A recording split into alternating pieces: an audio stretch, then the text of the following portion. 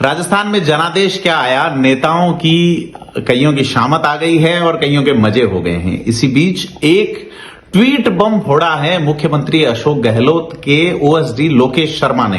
ये वही लोकेश शर्मा है जो मुकदमा भुगत रहे हैं दिल्ली में, ऑडियो वायरल करने वाला मामला, सरकार बचाने वाला, सरकार के सिपह सालार बने हुए थे। और अशोक गहलोत के खिलाफ ही इन्होंने एक बड़ा ट्वीट करके अशोक गहलोत को ही निशाने पे ले लिया है, यानी कि अपने आका अशोक गहलोत के खिलाफ एक ट्वीट किया है और इस ट्वीट में हार का जिम्मेदार अशोक गहलोत को बता डाला है।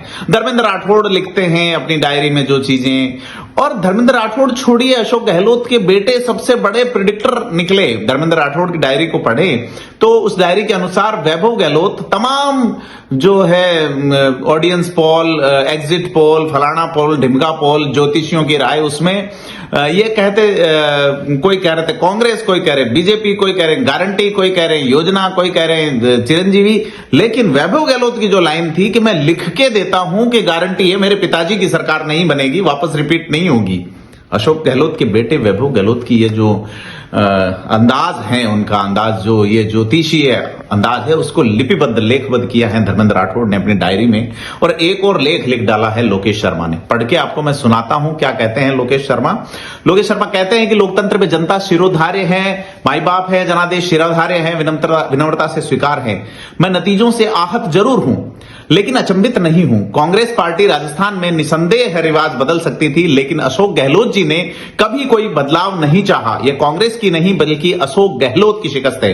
जी हां, यह लिख रहे हैं लोकेश शर्मा, वो लोकेश शर्मा जिनकी उंगली पकड़ के अशोक गहलोत ने उन्हें सरकार का विशेषाधिकारी बनाया, जिन्होंने जनता के पैसे से तनख्वाह ली और उसी पैसे से टीम लोकेश शर्मा का काम होता रहा। हो सकता है बीजेपी सरकार में अगर कोई ऐसा चेहरा मुख्यमंत्री के तौर पे आता है जो ईमानदारी और तमाम शुचिताओं को ध्यान में रखते हुए इन चीजों की जांच करवाएंगे कि डिजाइन बॉक्स में क्या हुआ, आईटी का पैसा किस तरीके से ट्वीट और रीट्वीट के नाम पे किस तरह से राजीव गांधी युवा मित्रों का खेल लोकेश शर्मा और उनकी टीम ने रचा, तमाम चीजें सामने आएंगी। उन्होंने लिखा है कि यह जीत, यह हार कांग्रेस की नहीं बल्कि अशोक गहलोत की शिकस्त है। गहलोत के चेहरे पर उनको फ्री हैंड देकर उनके नेतृत्व में पार्टी ने चुनाव लड़ा और उनके मुताबिक प्रत्येक सीट पर वे स्वयं चुनाव लड़ रहे थे। अशोक गहलोत के बारे में आगे लोकेश शर्मा लिखते हैं कि न उनका अनुभव चला, न जादू, और हर बार की तरह कांग्रेस की उनकी योजनाओं के सहारे जीत नहीं मिली और न ही अथाह पिंक प्रचार काम आया। पिंक प्रचार डिजाइन बॉक्स के उसी गुलाबी प्रचार को इंटीमेट कर रहे हैं लोकेश शर्मा। तीसरी बार लगातार सीएम रहते हुए गहलोत ने पार्टी को फिर हाशिए पे लाके खड़ा कर दिया। देखिए, यह हद है अशोक गहलोत में। और आपको ये लिख रहे हैं कि आज तक पार्टी ने सिर्फ लिया ही लिया है, कभी अपने रहते पार्टी को सत्ता में वापसी नहीं करवा पाए गहलोत। आलाकमान के साथ फरेब, ये आरोप लगा रहे मुख्यमंत्री अशोक गहलोत पे, अभी तक निवर्तमान मुख्यमंत्री पे, जब तक नए नहीं बन जाते तब तक। ऊपर सही फीडबैक न पहुंचने देना, किसी को विकल्प न बनने देना, अपरिपक्व और अपने फायदे के लिए जुड़े लोगों से घिरे रहकर आत्ममुग्धता में लगातार गलत निर्णय और आपाधापी में फैसले लिए जाते रहना, तमाम फीडबैक और सर्वे को दरकिनार कर अपनी मनमर्जी और अपने पसंदीदा प्रत्याशियों को अपनी स्पष्ट हार दिखते हुए भी टिकट दिलवाने की जिद। यहां लोकेश शर्मा जो है वो नॉस्टैल्जिक हो जाते हैं खुद के प्रति कि आज के नतीजे तय थे। मैं स्वयं मुख्यमंत्री को पहले बता चुका, कई बार आगाह कर चुका, लेकिन उन्हें ऐसी कोई सलाह या व्यक्ति अपने साथ नहीं चाहिए था जो सच बताए। मैं 6 महीने लगातार घूम घूम कर राजस्थान के कस्बों, गांव, ढाणी में गया, लोगों से मिला, हजारों युवाओं के साथ संवाद कार्यक्रम आयोजित किए, लगभग 127 विधानसभा क्षेत्रों को कवर करते हुए ग्राउंड रिपोर्ट सीएम को लाकर दी, जमीन हकीकत को बिना लाग लपेट सामने रखा ताकि समय पर सुधारात्मक कदम उठाते हुए फैसले किए जा सकें जिससे पार्टी की वापसी सुनिश्चित हो।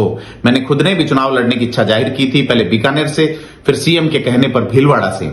जिस सीट को हम 20 साल से हार रहे थे, ये प्रयोग नया प्रयोग नहीं कर पाए और बीडी कल्ला जी के लिए मैंने 6 महीने पहले बता दिया कि वे 20,000 से ज्यादा वोट से चुनाव हार रहे हैं और वही हुआ। अशोक गहलोत जी के पार्ट पर इस तरह फैसले लिए गए कि विकल्प तैयार ही नहीं हो पाए। 25 सितंबर की घटना, जी हां, जब सचिन पायलट के खेमे को वो विधायकों वाला इस्तीफा, आपको याद होगा, धर्मेंद्र राठौड़, महेश जोशी और शांति धारीवाल, ये जो ट्रिपल डी थे, उनका 25 सितंबर की घटना को लेकर लिखते हैं लोकेश शर्मा, वो भी पूरी तरह प्रायोजित थी। जब आलाकमान के खिलाफ विद्रोह कर अवमानना की गई, उसी दिन शुरू हो गया था खेल। #Election result, Rajasthan election result. Ashok Gehlot की स्थिति आप समझ सकते हैं। उनका ओएसडी ये लिख रहा है, उनके सिपह सालार ये लिखते हैं, धर्मेंद्र राठौड़, आपने डायरी के पन्ने पढ़े होंगे, और उनका बेटा ये कहता है मेरे पिताजी की वापस सरकार नहीं आएगी। कैसे चली होगी राजस्थान की सरकार और 5 साल राजस्थान ने क्या भुगता होगा, आने वाली सरकार क्या इसकी जांच करवाएगी। लोकेश शर्मा का ये जो कदम है, सरकारी पद पे रहते हुए क्या उन्होंने ओएसडी से इस्तीफा दिया है? अगर दिया है तो इस्तीफा उन्होंने डाला, यानी तमाम चीजें हैं। थिंक 360 पे इसी तरह के आपको लगातार विश्लेषण बताते रहेंगे। जुड़े रहिए, लाइक शेयर सब्सक्राइब कीजिए चैनल को। धन्यवाद।